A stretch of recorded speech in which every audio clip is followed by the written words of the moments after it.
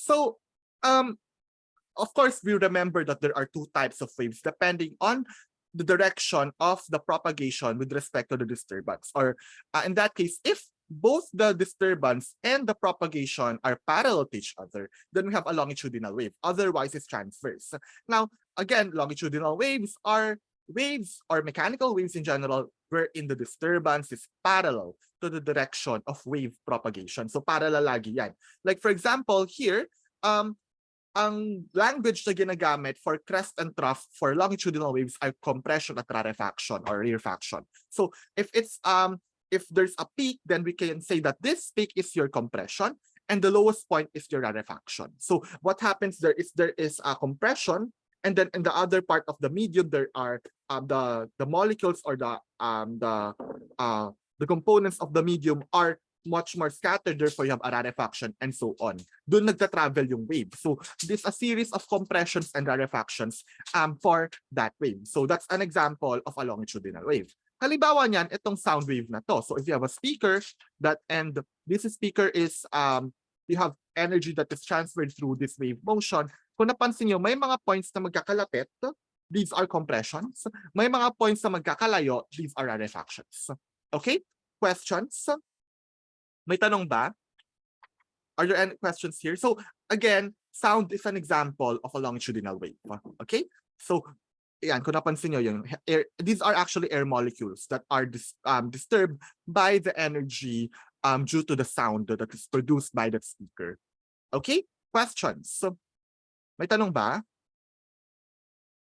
Are there any questions, guys?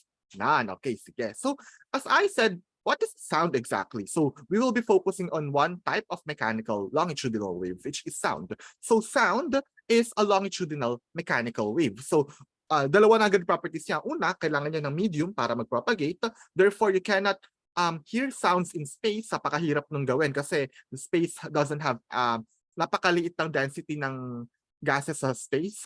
Kaya di ka makakarinig talaga ng tunog dyan. It's also longitudinal, therefore the direction of the disturbance is parallel to the direction of the propagation of the sound wave. So parallel yung direction yan. Just like, and the reason why sound exists is because there are differences in the pressures among points in the medium. So dun nga nagkakaroon ng compressions and rarefactions as you see in this diagram here.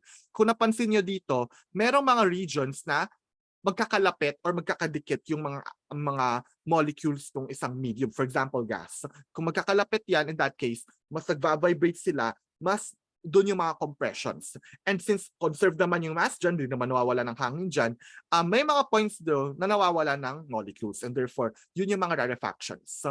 Okay? So in that case, one wavelength is just one compression to compression, or one rarefaction to rarefaction. It depends. Pwede namang parehas, or compression to compression, rarefaction to rarefaction. That's one wavelength of sound. So again, a sound wave is produced if there are differences in the pressures among the points in the medium. For example, in a gas, if there are certain locations where there are compressions of the air molecules, that's one point. Then another point is there is scarcity of the air molecules. Then kapag meron ulit compression, then that one compression to one compression, that length is that wavelength of the sound. Yun yung ibig sabihin ng sound wave.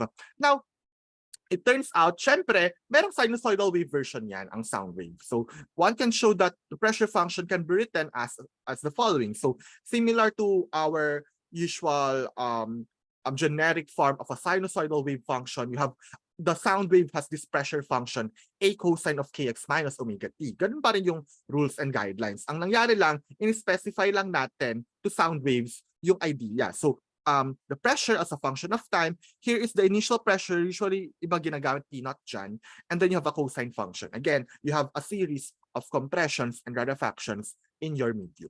Okay? Questions? So, may mga tanong ba? May tanong ba rito? None Walang po. tanong?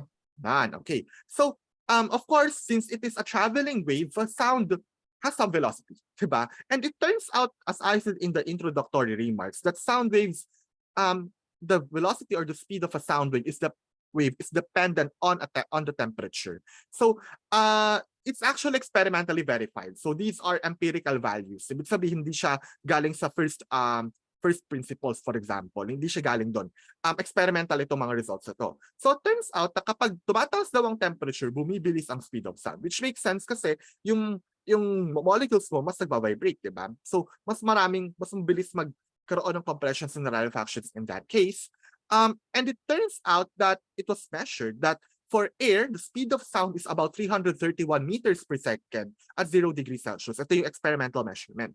And after that, there are some discoveries and na-discover nila experimentally na merong temperature dependence in speed of sound.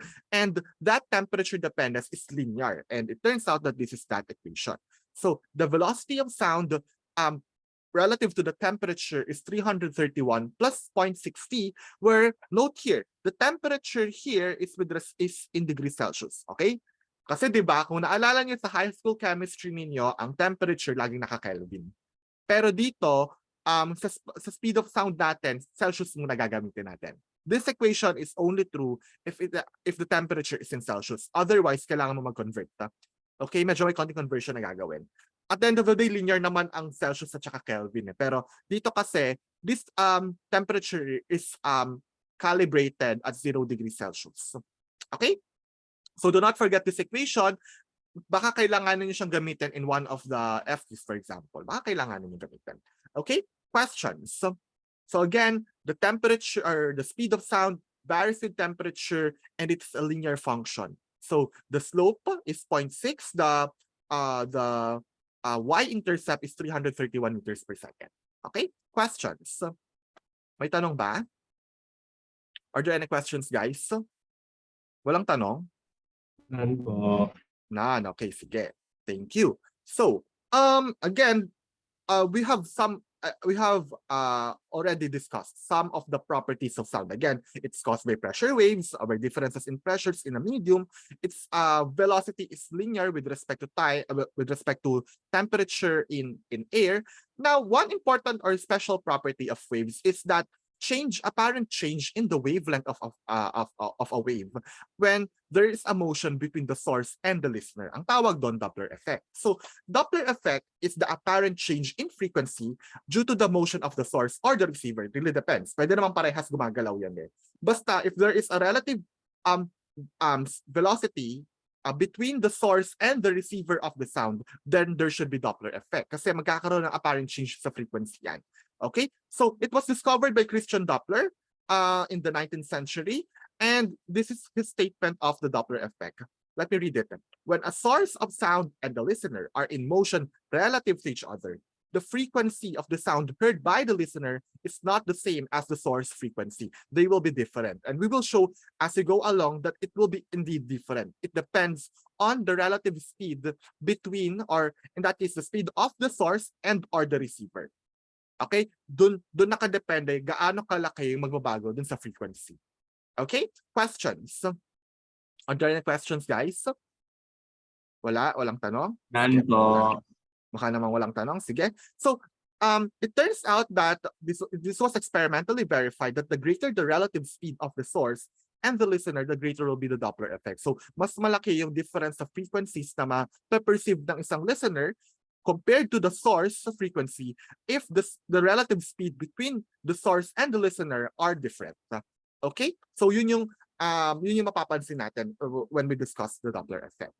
Okay, sige. Now, as I said, this is the apparent change in the frequency. Let's have some one case that discussed, I think, in the annotated lecture slides is you have a stationary source and a moving listener. So for example, someone here has I think this is a boombox.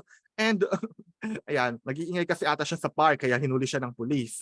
Yeah, ewan ko. So this policeman here, ang weird naman, kahapon kadete, ngayon police, di ba? I didn't, anyway. So you have an enforcer here with some velocity VL here. And it approaches this sound here. And as we see here, this person here is moving with some velocity, and it is expected that he will hear higher frequency sounds as it moves near the source of the sound. Okay, so expected na lalaki yung frequency. Kaya nga lang tanong, gaano kalaki? Ibig sabihin, gaano kalaki yung frequency na mape-perceive niya. So the question now is, how does the frequency of sound change? Yun yung pag-uusapan natin in the next few sections. Okay.